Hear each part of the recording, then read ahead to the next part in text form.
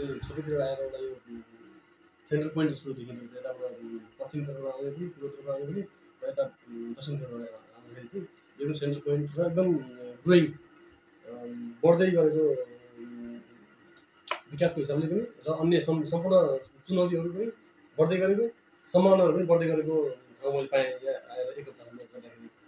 अनि विकासको हिसाबले पनि हजुरको अन्तभन्दा लमई जति यो लमईको बाहिर नाम सुनिन्छ यहाँ आएर हेर्दाखेरि मैले अलिक राम्रो यहाँको एकदम ग्रोइङ भइरहेको मैले पाएँ यहाँ चाहिँ। अब यहाँको यो अब सबैले चुनौतीहरूको कुरा पनि गर्नुभयो यहाँको सम्भावनाहरूको कुरा पनि गर्दै गर्दाखेरि चाहिँ पछि समय मैले आइसकेपछि चाहिँ यहाँ अलिक बढी चाहिँ लागु अवसर दुर्व्यसनमा अलिक बढी भर्खरको युवाहरू सक्रिय भइरहेको पाएँ र सवारी दुर्घटना भइहाल्यो। अनि मैले भने जस्तै यो यौनजन्य क्रियाकलापहरू अलिकति यहाँ भएको पाएको छ र पछिल्लो समय यो सबै नेपाल अधिराज्य भरि नै बढ्दै गरेको यो आर्थिक अपराधहरूमा चाहिँ हाम्रो यो ब्याङ्किङ फ्रड अझै यहाँ यो बेलमा चाहिँ अलिकति मैले ठगी पनि आर्थिक सम्बन्धित ठगीहरू कतिपय चाहिँ अब पछिल्लो घटनाहरूमा चाहिँ सुनहरू नक्कली सुनहरू देखाएर हुने अनि सुन बनाउन आउनेहरूले पनि त्यो ठगेर जाने त्यस्तो किसिमको प्रवृत्तिहरू देख्यौँ।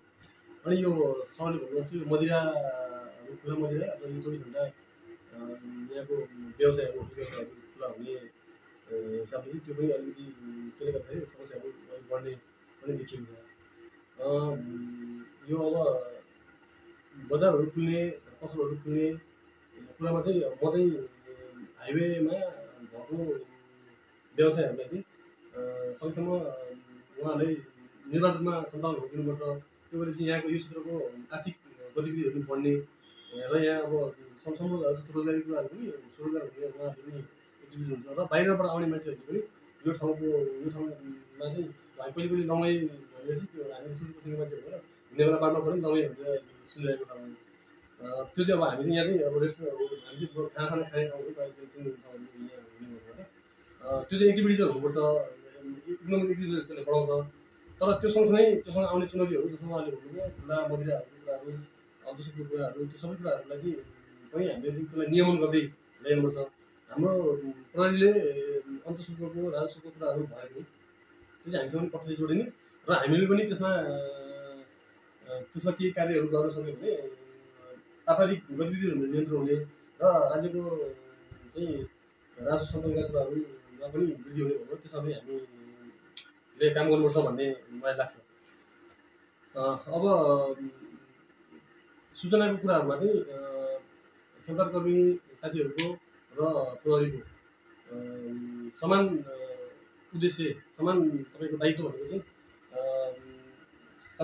शान्त र सुरक्षित समाजको निर्माण गर्ने र निष्पक्ष भएर काम गर्न सक्यो भने र त्यो कुराहरूलाई चाहिँ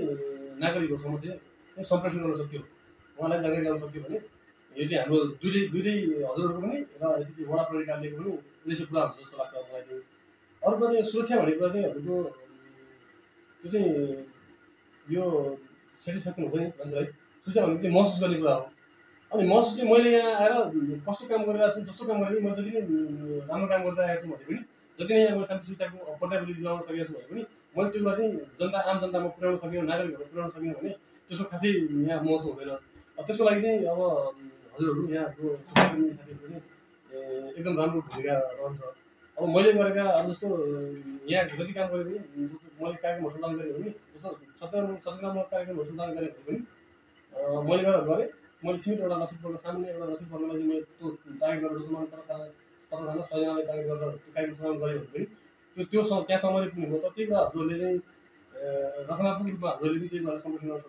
गरिदिनु भयो भने त्यो चाहिँ अरू स्थानीय मिडियाहरूबाट त्यो आउन सक्यो भने त्यसले चाहिँ अरू धेरै मान्छेहरूलाई चाहिँ त्यसले प्रभाव पार्न सक्छ भन्ने चाहिँ मैले यो कुरा पनि अब यस्तो कुराहरू चाहिँ हामीले सरकारले गर्न सकिन्छ भन्ने कुरा चाहिँ मैले अरूसँग आशा राखेको छु। र अब यो म कस्तो काम गर्छु भन्ने कुरा चाहिँ मैले भनेर भन्दा पनि हजुरहरूले भोलिपछि यसरी नै फेरि म जाने बेला म म जति नै बसे पनि म जाने बेला हजुरसँग फेरि फेरि बसेर चाहिँ मूल्याङ्कन हजुरले मूल्याङ्कन गर्ने कुरा हो होइन। अनि यो चाहिँ हजुरको म चाहिँ के भन्छु भने प्रहरी यहाँको वडा प्रहरी कार्यालयको प्रहरीहरू चाहिँ प्रहरी चाहिँ हजुरले अब आफूले मूल्याङ्कन होला। हामी एकदम व्यावसायिक रूपमा यहाँका नागरिकहरूले महसुस गर्ने गरी र अघि सरले भन्नुभएको जस्तो कुनै पनि नागरिक सेवाग्राही प्रहरी कार्यालयमा आउनुभयो भने म त सकेसम्म म भएको ठाउँमा त म हजुर कसैलाई पनि नलिकन आउनु नै भन्छु।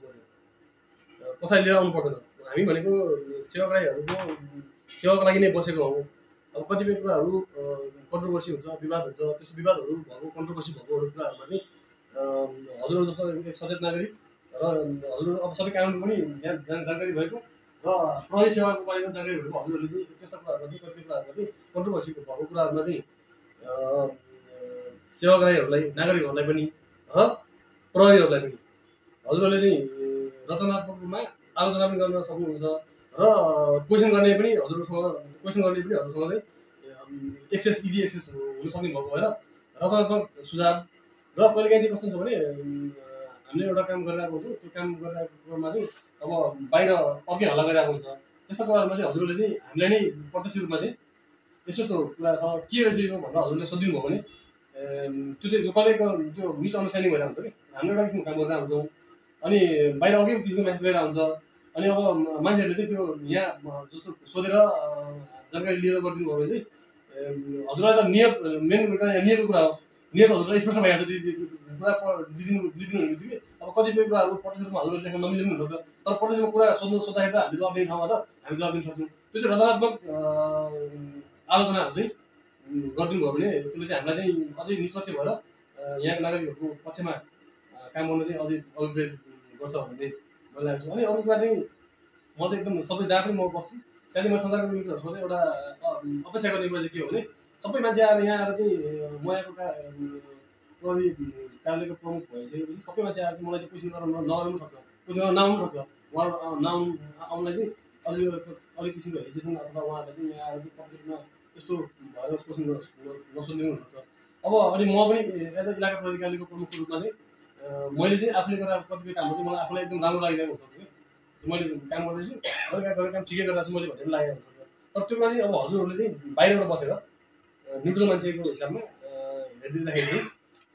कहिले आएर मैले गरेका कामहरूमा पनि यस्तो गर्दा चाहिँ ठिक हुन्थ्यो, यो गर्दा चाहिँ राम्रो हुन्थ्यो, यहाँको नागरिकले अझै राम्रोसँग अझै स्तरीय सेवा पाउनु सक्थ्यो भन्ने कुरा चाहिँ हजुरहरूले आएर रचनात्मक सुझाव पनि